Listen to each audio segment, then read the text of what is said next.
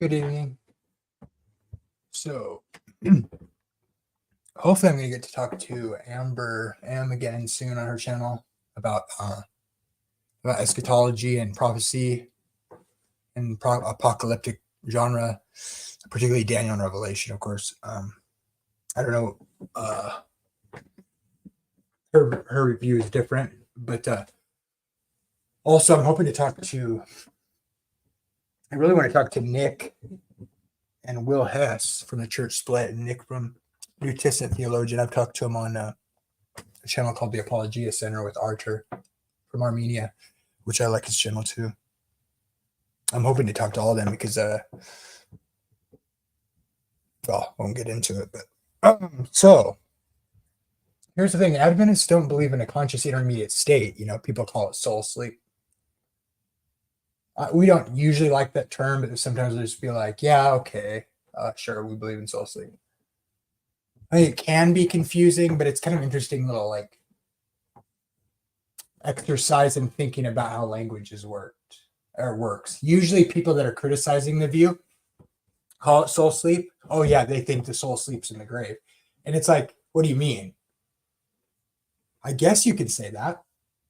I've come to be more okay with that sort of language, someone applying it to me. Because it's like, it's hopeless that people are going to try to understand you if they don't want to. They don't.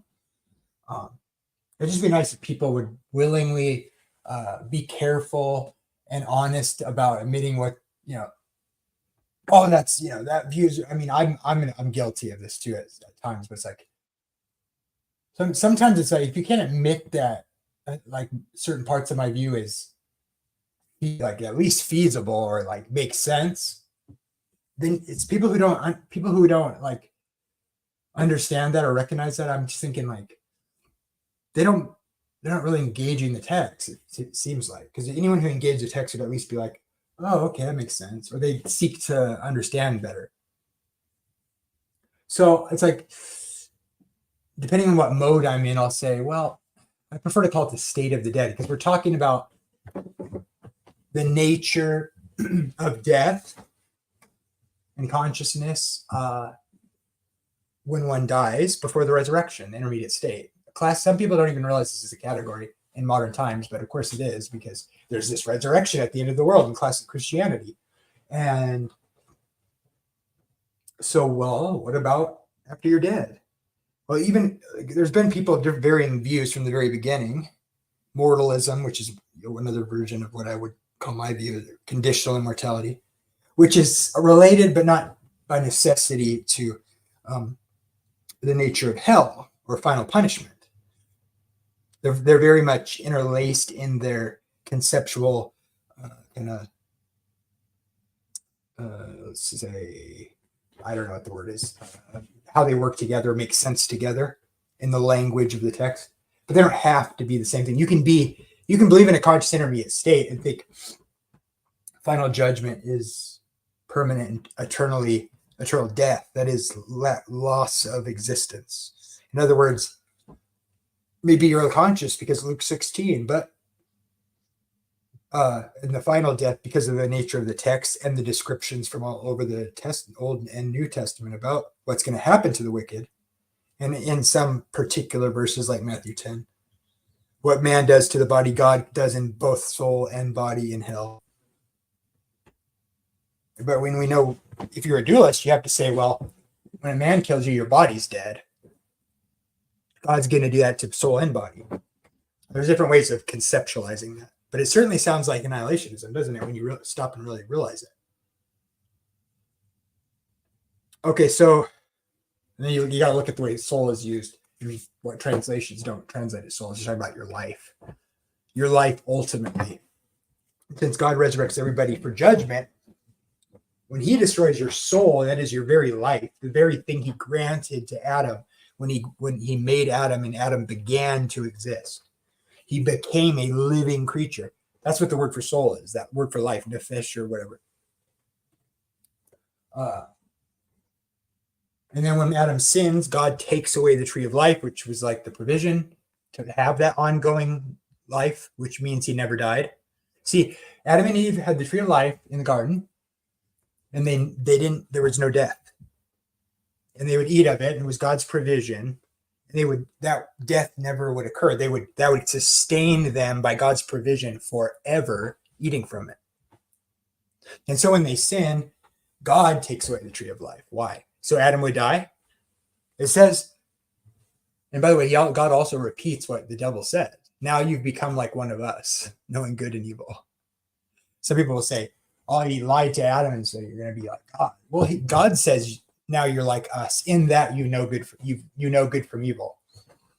This is like one of those experiential knowledge things where it's like, I think God is saying, now you've experienced good and evil in a way that's experiential, like you truly have lived it, in that you've experienced what rebellion is like now.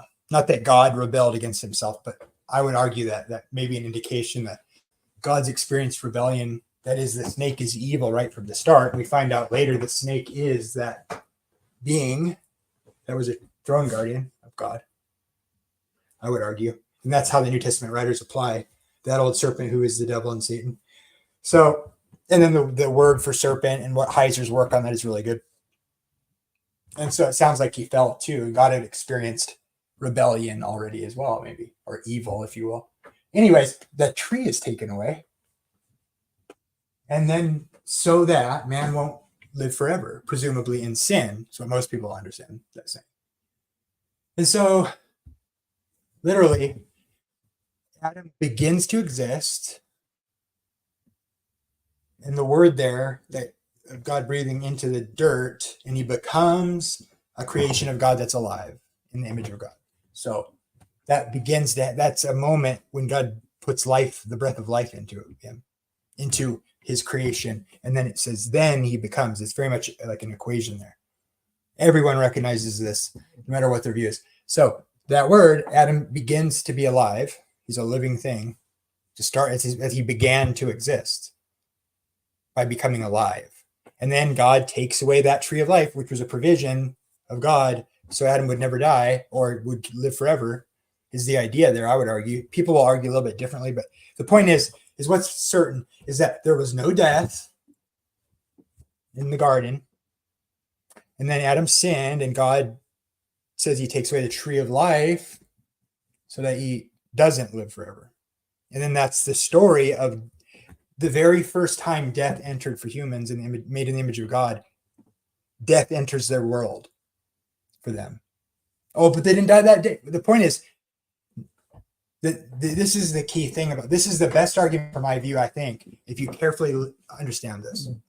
This should change minds, okay? If you think the text is coherent. I'm not even going to bring up all the very particular times God says he's going to destroy evil forever, and they won't have being forever. You'll look for their place or them, and you won't find either of those things. And it's going to be like as though they never were forever. They will have no more being forever in like 3 different places. So that in mind, think about this. Was Adam alive before he existed?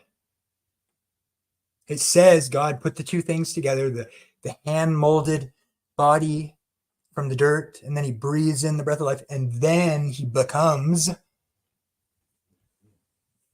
That's linear. That's a sequence. It takes the two parts, and then he's alive. Because God makes it alive. That's like that golem idea or whatever, right? God can breathe the breath of life. He does that to the disciples, puts that spirit in them, spirit of life, God's breath. So that's when Adam becomes alive. So what was it?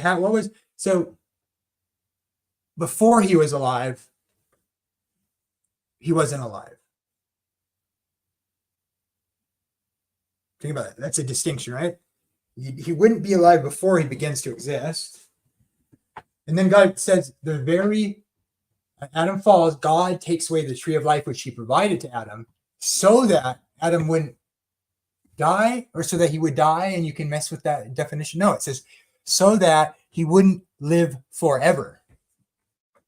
And they tell me forever isn't in the Bible. God takes away the tree of life so he won't live forever. Same exact word as the word in the chapter earlier about Adam's creation. Adam began to exist. He becomes a thing that's alive. And then God takes away the tree of life so that Adam won't have the thing that's alive forever. And then we know that's just how death enters the world and men die now. So God makes this thing that's alive that wasn't alive before it existed. And then in the same exact word with no caveats or qualifiers or made up categories, there was no man that was alive. God creates a living thing. There's a word there. And then man sins. And then God obviously temporarily removes the provision of eternal life, that it, like, in the sense that it literally is obtained in man. He's going to restore us. That's part of the narrative, right? And he does that in Jesus. So it's the same word and it's the same writer. It's literally one chapter away. We see the man becoming alive and then death entering in the world. So as we think about that, it's really, if the Bible's just like, if you believe the Bible is coherent, it's kind of like, to me, I don't see a way out of that. Unless you just arbitrarily make up categories that are nowhere in the text. And then you consider, wow, this is like, he didn't exist before. And then now he's alive. And then that same thing, and God took it away so that he wouldn't have that. And that thing that he has is the thing that he had to begin to exist, to be experiencing with the world. God's going to take away so he doesn't have that forever. But Christians tell me, well, no one really dies because I'm the God of the living, God of Abraham, Isaac, and Jacob, not the God of the dead. Therefore, no one ever, I guess, really died ever, because all are alive to God, and that means they're not dead. They don't die. And so that's before the cross. So I guess they really didn't. God didn't really take away the tree of life so that they wouldn't keep on having that thing, which was existence, that they didn't have before they were created. And none of that makes sense. That's not what quoting Exodus 3 in Matthew 22 means. And so I brought this up with so I think the well-read Adventists love the unseen realm idea. We don't deny the unseen realm. But I tell you, one of the first videos I ever made several years ago was my disagreements with what I thought was amazing that Dr. Heiser was, and I'm not bashing him because I love Dr. Heiser. I wanted to influence him and try to get him to he will so I say this lovingly, and I don't really have a problem with him on this. He's free to have his own opinion. I was just surprised, I guess, because he seems so careful. But I thought he wasn't being careful here. Maybe, and by the way, feel free to critique me if I'm missing something. But I never felt like anybody gave me a good answer where I disagreed here. I'll try to cover all of it because I know some of my friends love Dr. Heiser too. So he said, why if you can't get a hold of your dead loved ones, then why would God forbid something it's not even possible to do? It's like, okay, true, because you'll think you're talking to the dead, but you're not, and then that'll just confuse you even more. And you should be coming to me, not dead people. I mean, the text is, and I would argue the text is plain. All these nations around them are, doing rituals to the dead and contacting the dead and calling up the spirits of their ancestors. And God is saying that's an abomination. Don't do that. And just because it doesn't specifically in those contexts say, well, you can't contact them, but when you try, you're going to contact these fallen spirits like Satan and his minions or whatever, and they're going to lead you astray because you're going to. And the Adventists have a strong theology here where we believe that plays a part in the end time deception, that people could be into spiritualism in the sense of it being trying to contact the dead, which God never said was okay. And so I have a passion for this to that degree, in some degree. And I was so annoyed to watch these JP and them I'm glad they don't pray to saints or it's you got to believe in the Trinity because Jesus and the Father are one. But did you know that Jesus saved us from all his laws that he's pre-existence unity with the Father gave? So now it's just for no apparent reason, stuff that was abomination is okay. And then Catholics like Sam Shamoon is going to argue, Matthew 22 before the cross. Well, they're still under the old covenant. It's still the old covenant. Jesus hasn't won salvation, however you conceive of what that looks like in the intermediate state. But there's this idea of this harrowing from hell where Jesus ransoms God's people from the grasp of death, or if you want to call it, of hell or Hades or Gehenna or whatever. And I like the pictures that people depict of the saints up with God in heaven. Not because I think they're there now, literally, but because they're as good as there. And they're going to be with God in his house, which will come back to earth eventually. So they're like, go ahead, paint them in heaven. But if you start telling me like they're actually alive right now, even though the Bible plainly says otherwise, or if you want to paint Jesus underground, ripping open a casket and bringing somebody out who's not actually dead, now they're alive, go ahead. But if you're going to take that literally, that's what he literally like went down yonder and like wore a nice suit and tie and took a cedar pulpit down there and preached to the spirits in prison to go, ha ha, gotcha. You guys are screwed because I'm not saving you because you're bad. Or was he giving them a second chance to be saved because God can't manage his own world? So I'm not a Calvinist, but when you start saying like God, because the Bible talks about God judges according to the light that we have, except for when like if maybe some people God has to find out if they need to get another chance and they should get a second chance. And it's like, who wouldn't take a second chance? We have to trust that God's going to judge people according to the light that they have, in my opinion, because there's many verses that indicate that God's watching how we respond according to what our circumstances, and he's able to judge that in this life. And it says after death comes the judgment, not instantly, but that's saying, it's like talking about Jesus is going to judge the whole earth, and he executes that separation at his coming. It's done. There's no more to be judged. Then those people who are coming to the kingdom, when Jesus returns, his reward is with him. The people that aren't saved aren't saved. He says it plainly, Revelation 21. And who's filthy, let him be filthy still. He who's righteous, let him be righteous still. It's very clear. Then I'm coming and I'm executing judgment. Not necessarily destroying the wicked yet, but he comes and all those who are in Jesus or in the past who have died or those alive on the earth will be gathered to the marriage supper. All saved people go to heaven to be, because that's what God's doing. He's getting the people that everybody who's saved is saved through Christ, and Christ returns when everything is finished. And then he gathers his people and he delivers them up to his Father, and it's the marriage supper of the Lamb. He doesn't return until it's over. That's the point. Oh, he's going to come and take the church and then reinstitute animal sacrifices. And there's this nebulous 7-year thing because Jesus actually didn't die in the 70 weeks. So he's not even the Messiah yet, which makes sense because, you think the 70th week hasn't happened yet. All sorts. I'm being over the top with that, but my point is already, but not yet. So, okay, sorry, I'm sidetracked. But Dr. Heiser back on topic here, he said, all the nations around Israel believed in, you go fly off like a bird in Egypt or whatever. To me, that's the God of the dead. I'm the God of the living, not the God of the dead. In context, that's like he's like saying these other nations, like the Egyptians, they have the book of the dead.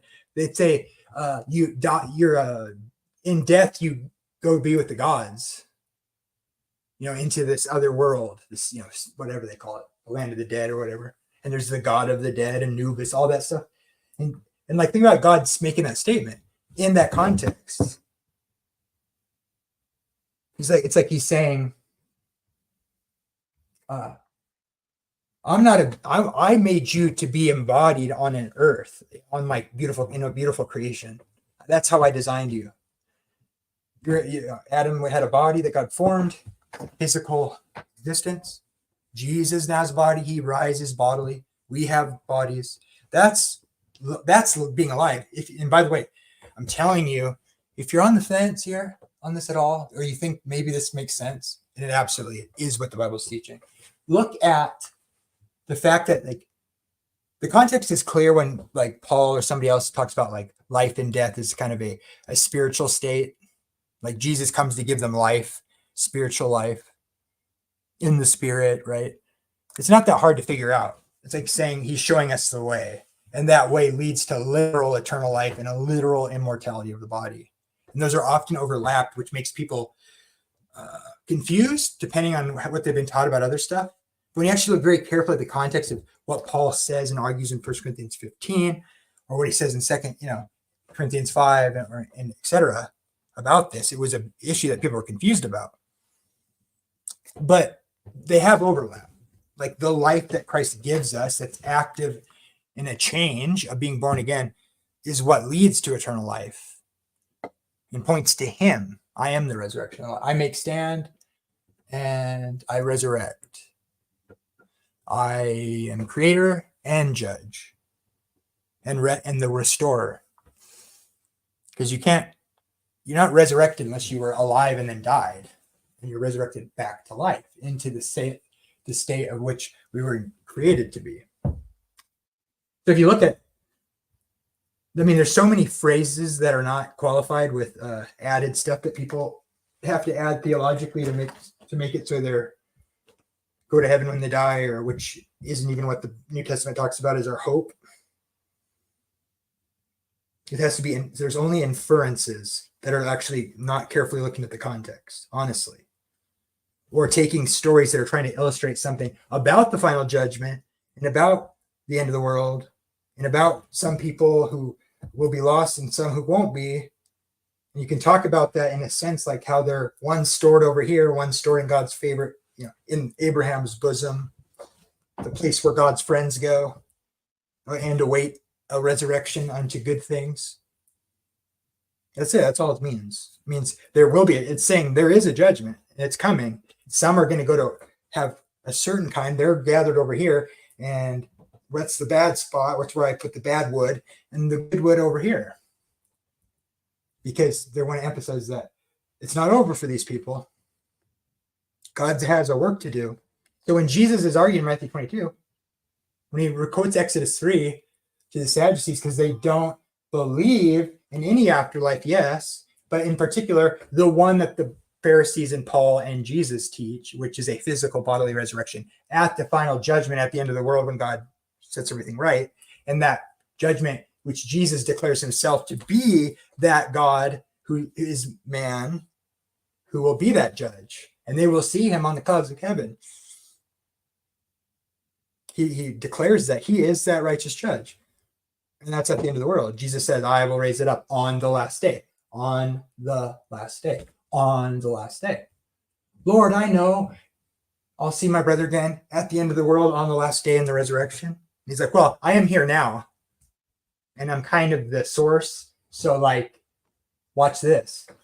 Lazarus, come forth. Pretty cool. So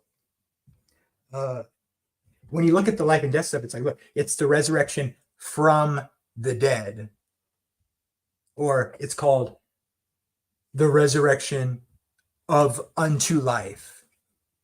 Or he says stuff like, the ones who ate manna in the wilderness are dead, but I give you the bread that will make you live forever or have eternal life. He says that a couple of times. Or Paul says, the people that Jesus raises when he comes, and they come out of the graves, according to John 5, those who are in the graves will come out of it in a spiritual sense, and it says it again in a literal sense at the end of the world. If you look at John 5 carefully, he's saying, I'm going to raise people from the dead now, literally and spiritually, and at the end of the world. When it describes the coming with the voice of the archangel, and you can cross-reference those verses. So he says, it's both. I come to give life and to give you joy more abundantly, and it teaches literal physical resurrection from the dead back to life, back to God's original intention. And when you look at the language, the writers never have these weird categories that people make up. People are dead. That people who are even the saints that will be raised at Jesus' coming, which they were ready for. That Jesus says the ones who are alive to be ready and be watching, so that day doesn't take you like a thief in the night, which means it would take you unaware, it would catch you unawares, and you wouldn't be ready, and you would be cut up with the hypocrites who said, my Lord delayeth his coming, that we're exhorted not to do. The book of Revelation ends that way. Jesus says, don't let that happen. Paul says it, that we look to heaven from where the Lord comes with our redemption of our bodies. So really, people have nothing. There's nothing in there that explicitly teaches something different. The Bible is actually coherent. And you just let the Bible tell you what it's saying. Life and death are contrasted when it's talking about actual, okay, you're like we are now, like I'm alive because I can talk and move and breathe, and then I'll die. And then because I'm not alive, because I'm dead, that's almost practically all it says in just a literal sort of context. Every time. The dead rise. If a man dies, will he live again? That means the man who's died isn't living, isn't alive. They're contrasted. That's why there's a resurrection. If that sentence makes any sense, the question, if a man dies, will he live again, assumes that the one who's died is not alive, and he's asking if he can be brought back. And the answer, it's the rhetorical question or whatever, is yes. So God's going to do in Ezekiel 37. It has that concept, or Daniel 12, or I forget, Isaiah 27 or whatever it is. But why does Jesus quote Exodus 3? Well, the Sadducees don't believe in except in the 5 books of Moses. And he's trying to argue to them about the only resurrection there is, according to Scripture and what the Bible teaches, and that is a physical resurrection at the end of the world. So think about this. So I'll bring up some as a dualist, and I did this the other day with my friend Archer, and I really like him. I'm not disparaging him. I said, look, I'll pull it up. Let's see. So I'm shifting here now about the state of the dead, but it is what my beef with Heiser was a little bit. But I want to show this because I've thought about it more. Let me share it. And by the way, I highly recommend Dr. Heiser's work. I think he was out to lunch on this one.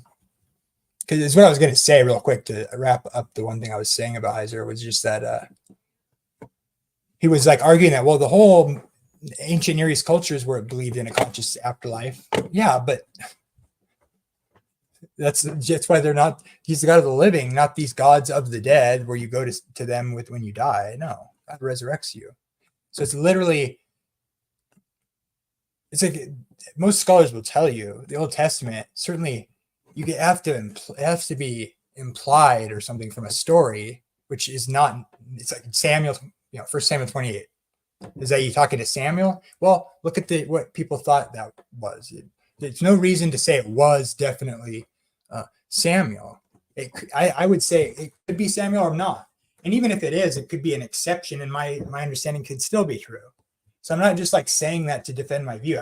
You look at Christian interpreters, even people who believe in the conscious intermediate state before the cross, didn't think it was Samuel for other reasons. Contextual reasons and like the reasons regarding the law and just the narrative structure and what leads up to that. There's no way God's going to use an abomination. I mean, that should make you hesitate. So, Heiser thought it was Samuel because he calls him an Elohim. So I would also argue that maybe, I obviously don't think humans have a spiritual, a disembodied spiritual existence after death before the second coming of Jesus. So in my mind, that's not even a category. But Heiser would include the disembodied spirits of, because being Elohim, because Elohim is a general sense term for beings that exist on the other side, or the divine side, or in the unseen realm, perhaps. I think that's essentially what it is. So I don't, and then people will tell me, well, Elohim is definitely used for humans, but when it's used for humans in context, are they alive?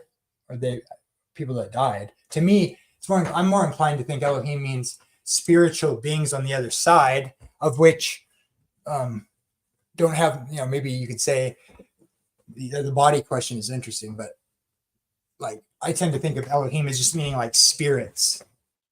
And I don't think human spirits exist. But we don't cease to exist in a like annihilation sense after death. that gets complicated to explain. I would just say you're not like annihilated. Your body is rotting somewhere and it's you. There's different theories on that, but I don't think you have some spirit floating around that's like an analog of your, all the things God created us to have, a body, all these nerves and brain cells and systems.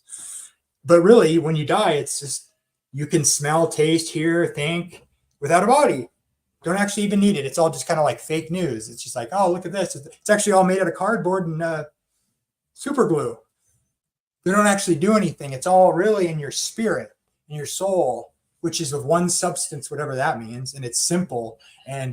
But all this stuff that looks complicated, that looks like it's doing stuff, and when you turn off parts of it, the thing doesn't work anymore and you don't have that function. That's all just pretend. Think about that. It's crazy. The human brain is the most like complex, like organized structure that we know of in the entire universe. And when parts of it get damaged, you don't have the ability to do the things that you amazingly can normally do as an image bearer of God. And that's not enough evidence for you that we're like made to be embodied, and these things God made us to have are evidence of the amazingness of our God that designed us in the world for that purpose. But you want to say, oh, but actually when you die, this simple immaterial thing has all those attributes, or most of them, I guess, so that you're alive according to your view. Like this, it's like I say, like, I think the Greek influence there,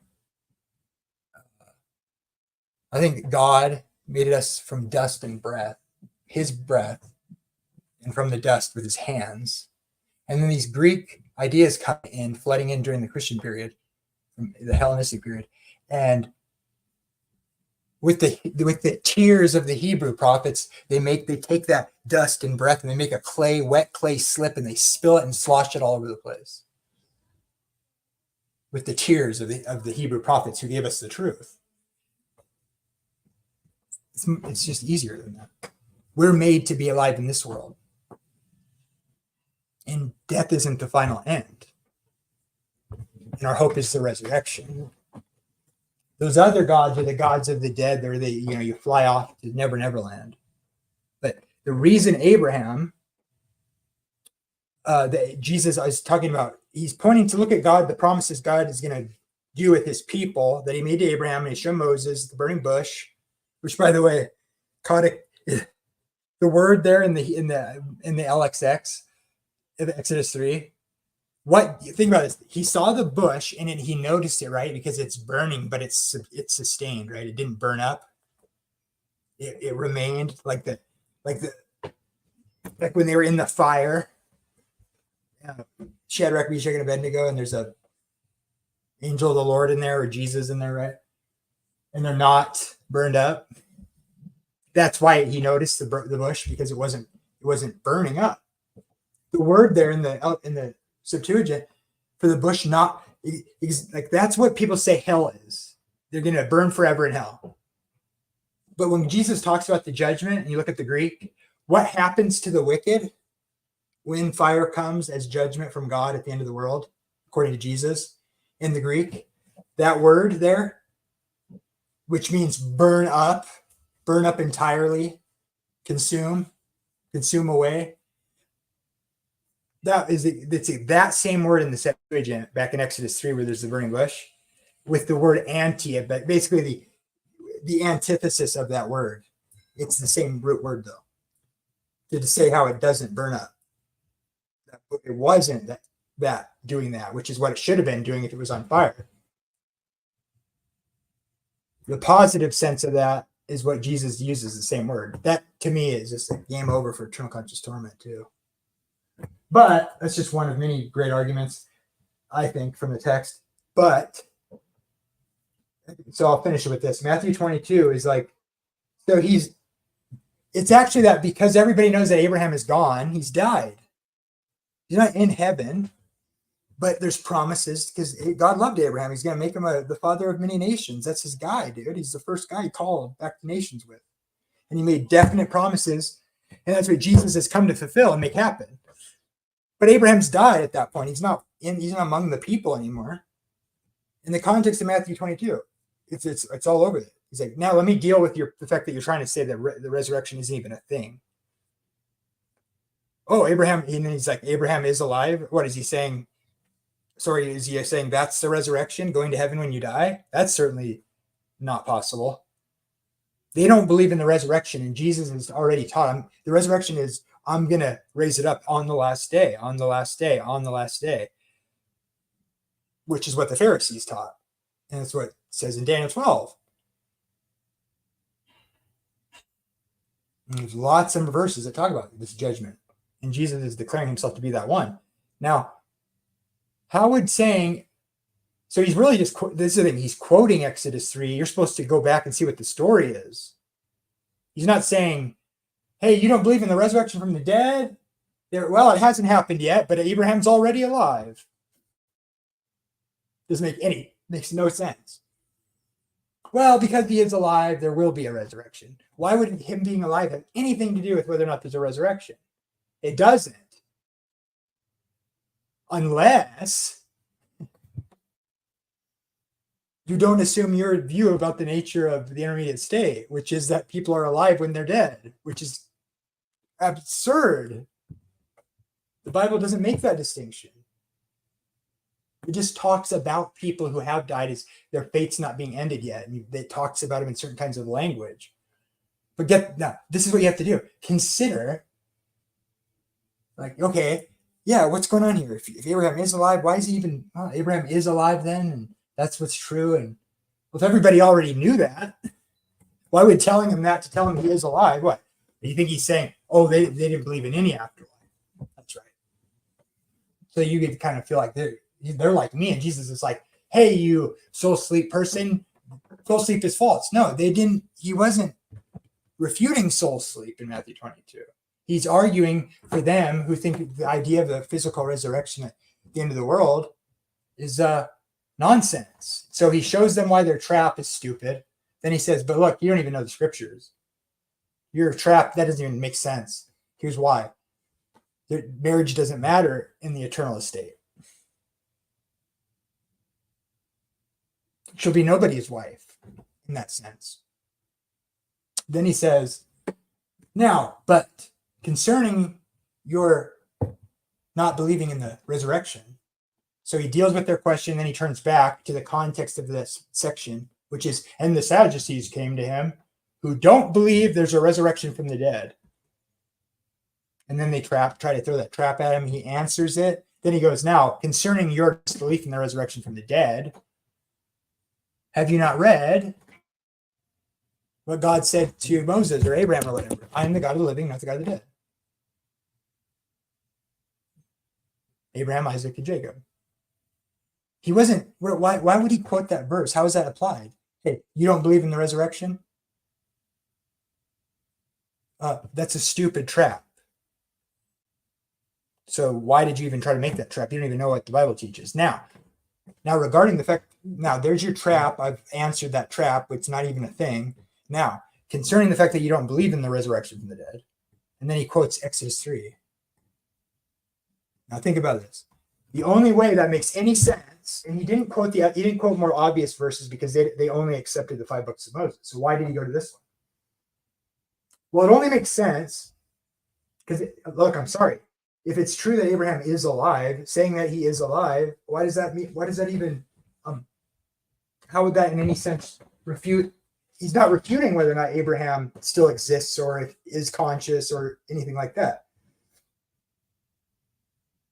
It's actually good because Abraham is dead, and God is gonna restore His people, and there's a marriage supper of the Lamb where everyone sits down with Abraham, Isaac, and Jacob. That's what he's telling him to prove the resurrection. So Abraham, I guess you could say it's ambiguous over the nature of it. It could be that Abraham is alive, but it doesn't necessitate that. I guess that's what I'll say. It certainly doesn't demand that. All will be made alive by God because He's going to judge the world. But I'm saying the point of him quoting that verse was to prove that there is a resurrection,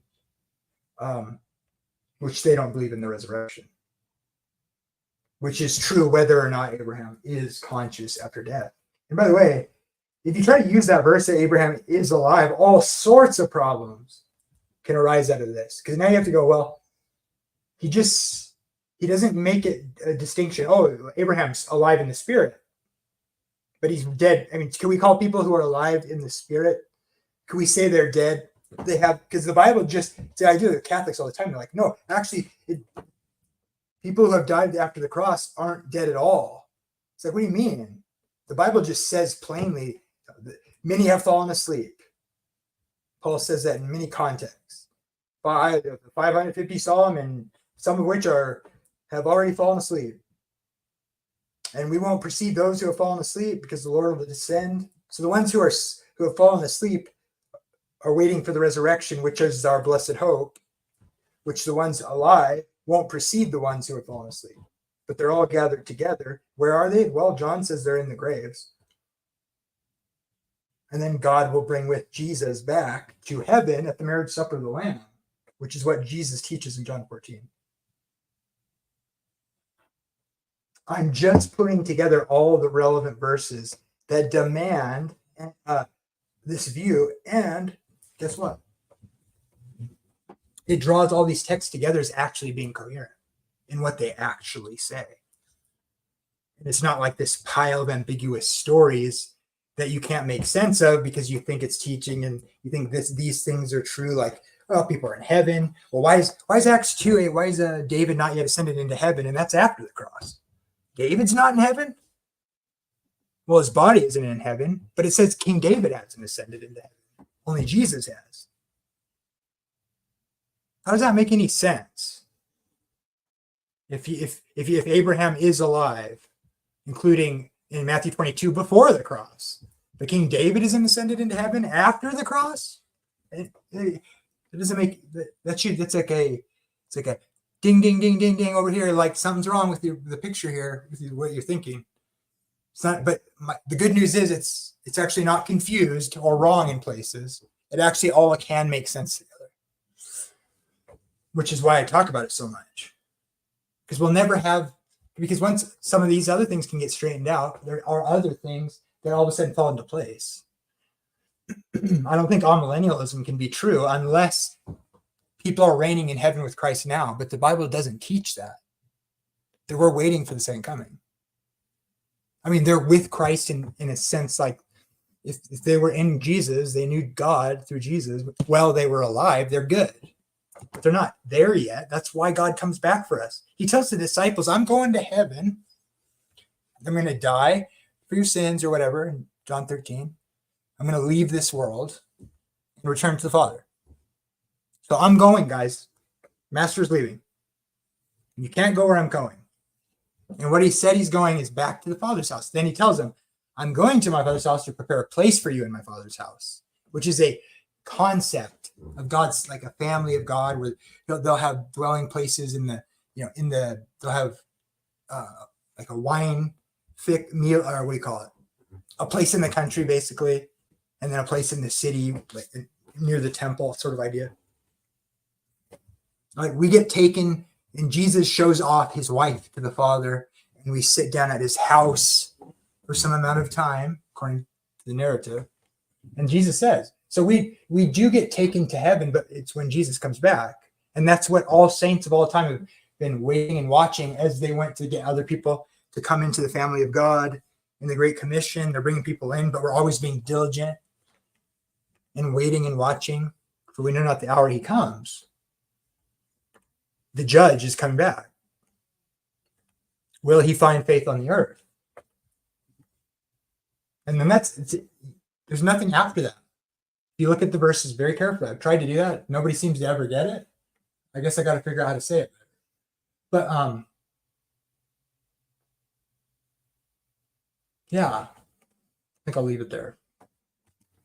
What's up? Part of me is glad I never grew up in a religious doctrine.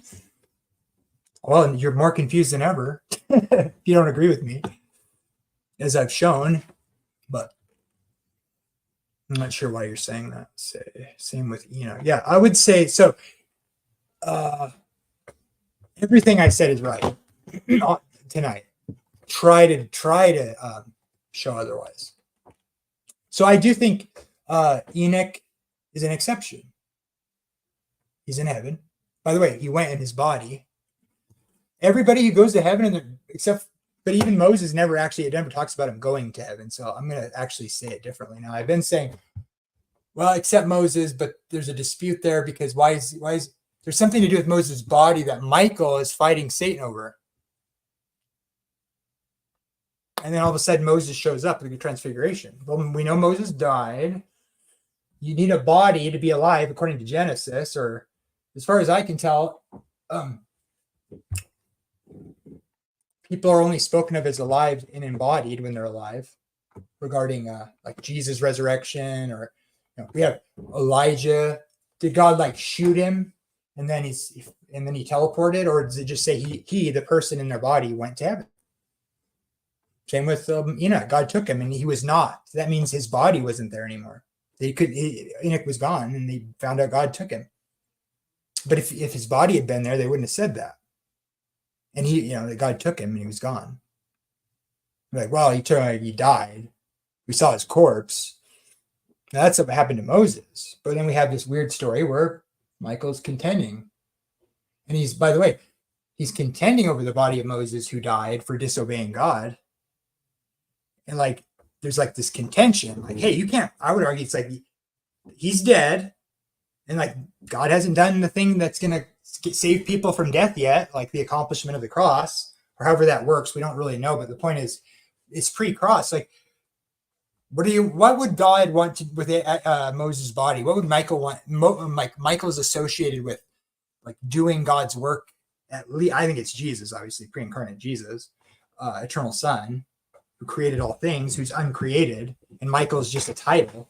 So I think it's literally Jesus coming to say, hey, that's my guy, Moses. And there's a dispute. Well, what's the dispute? Oh, that the devil's is strong, and they're like, it's a really close fight. No. I think there's the dispute is the idea that like he's dead. You can't give him life again. He sinned. And for whatever reason, he was able to do it. By the way, in Jude, when it says he didn't bring a railing accusation against him, people think it's like he's saying, oh, Michael was like respecting Satan. And so he's like, think Satan's more powerful than me. People read it that way. It doesn't say that. It says Michael didn't bring a railing accusation against Satan, but the Lord rebuke you. That's saying, it's like almost recognizing that, in fact, God had not reconciled humanity back to him at the cross yet, to the atonement. And so Satan had, like, in some sense, if you could say, like, he had a point maybe. And Jesus didn't bring a railing accusation against him because in a sense he would have been right. Now these are all just speculations I'm saying from my own mind. I didn't get them from anywhere. That's how I read it. But it's more like when you look at that word more carefully, and it's used in the other places in the New Testament teachings towards the saints, is what it really says is don't speak crudely and badly about other people.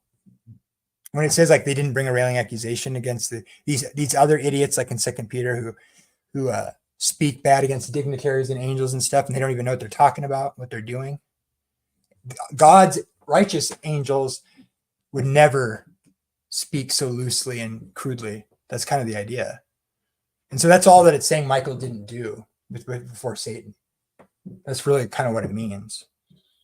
So he wasn't like Sam Shamoon or whatever sort of thing, calling their mother whores and stuff because they're heretics or whatever. That's what God's people don't do. It's really funny when you look at that. It's something a lot of people misunderstand and misread. They think it's like a power struggle issue, or like one guy who's really amazing versus a guy who's less amazing, and so he's scared, and this guy's cool because he's winning. And wow, look at that. No. It's not. That's a Western egotistical, I'm the Bruce Lee of theology. Look at me. Everybody's saved because they affirm a proposition that God is three persons in one essence. But we totally shatter everything it means for God and his Father to be unified and say it's, who cares? Just affirm this proposition. That's what Christianity is all about. Now let's go beat up some Muslims because we're right and they're wrong. And we can show off our shiny salvation button that, because we believe the Trinity in the right way. I think it's a fraud. Judging that way is stupid and isn't what God wanted. Even though I think he wants you to believe what's true, which is the Trinity, which means Jesus is divine, of course, and pre-existed and is the creator of everything. Never was a time he didn't exist. Now he's taken on humanity. And so those things are true and they're important. But why does that matter? Oh, because God will be really mad if you don't quite get it. How Jesus is divine like the Father is. And by the way, all those things I think are important and you should believe because they're right. I'm not arguing against it. I'm arguing for that. But like when people think it's all about that, I just get a little bit turned off because they don't really care about that. It's just they're just brainwashed to say that's what really matters. They don't really think about the implications of why that matters or what that entails or what that means. They scoff that somebody might, seems like a non-Sabbath keeper would like listen to what this text says and they go like, wow, I get why you think that. Rather they say all these weird railing accusations and then they think there's like secure in this belief of affirming the Trinity. And hey, by the way, let me point out that maybe some Adventists early on didn't really believe in the Trinity. What do you think that would? Well, we do now, that's for sure. I don't really buy that argument. But therefore what? We don't argue for infallibility of the church. That's what Catholics do.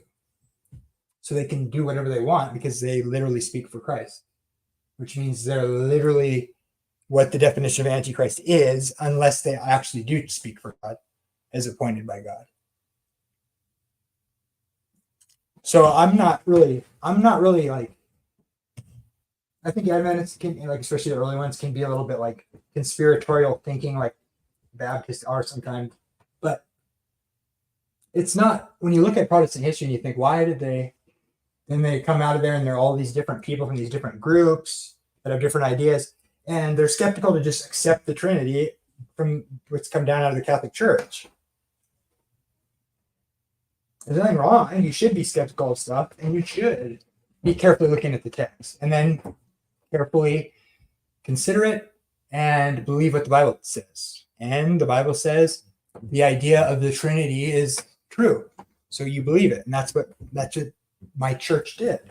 So I think that's a good thing. I think it's like trying to see, even Adventists do this and it irritates me. It's like the pioneers said this and the pioneers said that, and I go, the pioneers jumped off a bridge. Would you follow them? Who cares? They're not infallible. It's a movement. We're not the only Christians. You're not supposed to hate Catholics. You can have dinner with a Catholic and you can love that person and be friends with them. You got to actually, don't think of them people as bad. You got to think of them as people that are deceived. And if your view makes sense and is actually what the Bible's teaching, then you should articulate that carefully and lovingly, better than I could. And if you can't do that, which I can't very well, maybe don't beat them up so hard until you can carefully show them why you're actually right. And so you're not just accepting a belief and then thinking of people as evil, because they're not.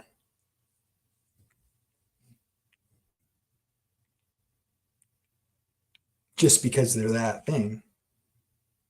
It's a complicated issue. I just think people ought to obey God rather than man. And there seems to be a lot of things added to what it means to be a Christian, how salvation works. And it seems like it's your reasonable service to do what Jesus told us and recorded in the text.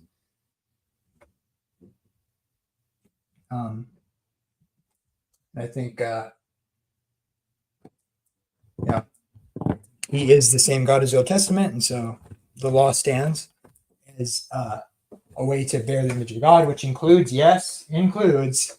not working on the seventh day of the week, is to show that you worship the God who created the world.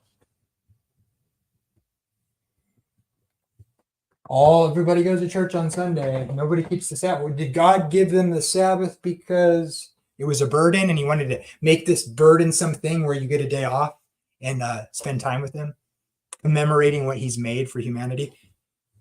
And then now Jesus has come, and now we get to work all Sabbath and not honor that day anymore, which is the day Jesus actually created for us, because he is God and he made it for man, not man for it. It's a blessing. So now Jesus is under rest, so we don't have to have that day anymore where we honor Jesus as creator and the Father and the Holy Spirit, where we say, wow, look what our God did. Look at the promises he made in this blessing of the Sabbath in Isaiah 56 and 58. And Jesus didn't do away with, but it would be such a burden if we didn't get to work all day on that day, never had a day off every week. It would be really, Jesus is our rest now. Why free the slaves? You want to free the slaves? Jesus is their Sabbath. Didn't you know that? We'll just throw KJV Bibles at them while they're picking cotton. I mean, what are we supposed to do? Let them loose? What are these people going to do? They've been picking cotton for so long. Jesus is their Sabbath. We'll just smother them with King James Bibles. I'm sure that means they're saved. I don't know. If you hit one in the neck from 10 yards, they're definitely going to heaven. I don't know about you, but taking breaks at work kind of makes me wonder if you think you're saving yourself, because, after all, we shouldn't take a break. Jesus is your Sabbath now. He's your rest. Right? You see? Jesus is my Sabbath. I don't sleep ever. In fact, if you're sitting down right now, I'm questioning whether Jesus is your Sabbath, and if you're workspace salvation now get up and get back to work, or you were never saved.